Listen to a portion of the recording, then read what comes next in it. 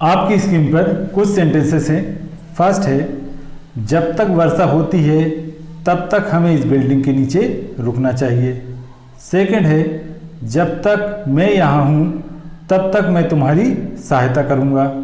Third है, जब तक तुम गालियाँ बकोगे तब तक मैं तुम्हें पीटता रहूँगा। और फोर्थ है, जब तक तुम चाहो तब तक तुम यहाँ रह सकते हो। तो क्या आप जानते हैं इस प्रकार के वाक्यों को इंग्लिश में कैसे ट्रांसलेट किया जाता है?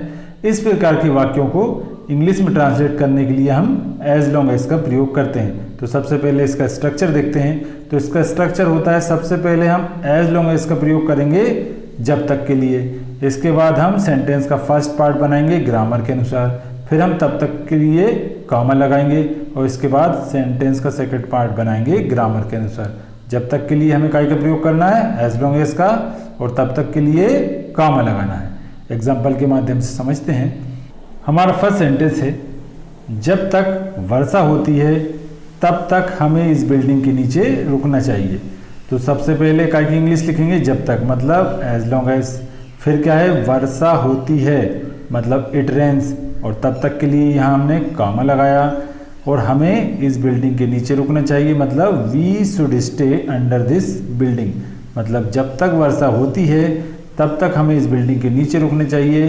As long as it rains we should stay under this building.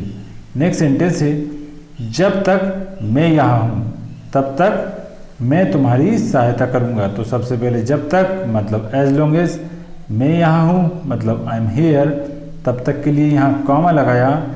मैं तुम्हारी सहायता करूँगा मतलब आई शैल हेल्प यू। जब तक मैं यहाँ हूँ तब तक मैं तुम्हारी सहायता करूँगा। As long as I am here I shall help you.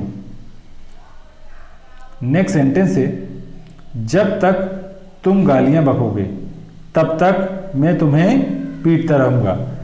अब यहाँ पे सबसे पहले जब तक मतलब एज लॉन्ग एज तुम गालियाँ बकोगे। अब ये वाक्य किस टेंस का है? फ्यूचर इंडेफिनिट टेंस का। लेकिन जब हम जब तक यानी एज लॉन्ग एज का प्रयोग करते हैं तो उस कंडीशन में हमें इस सेंटेंस को प्रेजेंट इंडेफिनिट में बनाना होता है। तो यहाँ ये क्या हो जाएगा, तुम गालियाँ बकोगे की जगह हम यहाँ प्रेजेंट इंडेफिनिट में बनाएंगे तो यू अब्यूज।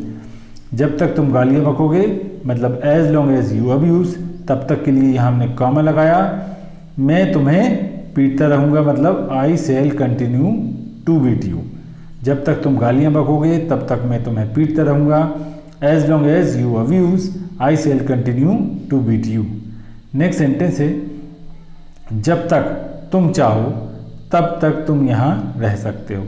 तो सबसे पहले जब तक मतलब एज लॉन्ग एज, तुम चाहो मतलब यू वांट, तब तक के लिए कॉमा लगाया। तुम यहाँ रह सकते हो मतलब यू कैन लिव हियर। जब तक तुम चाहो तब तक तुम यहाँ रह सकते हो। As long as you want you can live here. Next sentence है, तुम्हें तब तक किराया देना पड़ेगा जब तक तुम यहाँ रहोगे। अब इस वाक्य में देखिए हमने जब तक का प्रयोग कहाँ किया है, वाक्य के मध्य में। तो इस प्रकार हम जब तक का यूज़ वाक्य के मध्य में भी कर सकते हैं। उस कंडीशन में हमें एज लॉन्ग एज का यूज़ वाक्य के मध्य में करना है और तब हमें तब तक के लिए कॉमा यूज़ नहीं करना है। अब इस वाक्य का हम ट्रांसलेशन देखते हैं। तो यहाँ पे देखिए, तुम्हें तब तक किराया देना पड़ेगा मतलब you will have to pay rent. अब इस वाक्य में देखिए हम तब तक के लिए कॉमा यूज़ नहीं कर रहे हैं। इसके बाद जब तक मतलब एज लॉन्ग एज, फिर क्या है, तुम यहाँ रहोगे। अब ये फ्यूचर इंडेफिनिट का वाक्य है लेकिन हम काय में बनाएंगे इसे, जब हम जब तक यानी एज लॉन्ग एज का यूज़ करते हैं तो फ्यूचर इंडेफिनिट का वाक्य भी हम काय में बनाते हैं प्रेजेंट इंडेफिनिट में। तो ये क्या हो जाएगा, यू लिव हियर, मतलब तुम्हें तब तक किराया देना पड़ेगा जब तक तुम यहाँ रहोगे। You will have to pay rent as long as you live here. तो इस प्रकार हम एज लॉन्ग एज का प्रयोग करके इस प्रकार के वाक्य बना सकते हैं। तो आज के लिए इतना ही। Thanks for watching.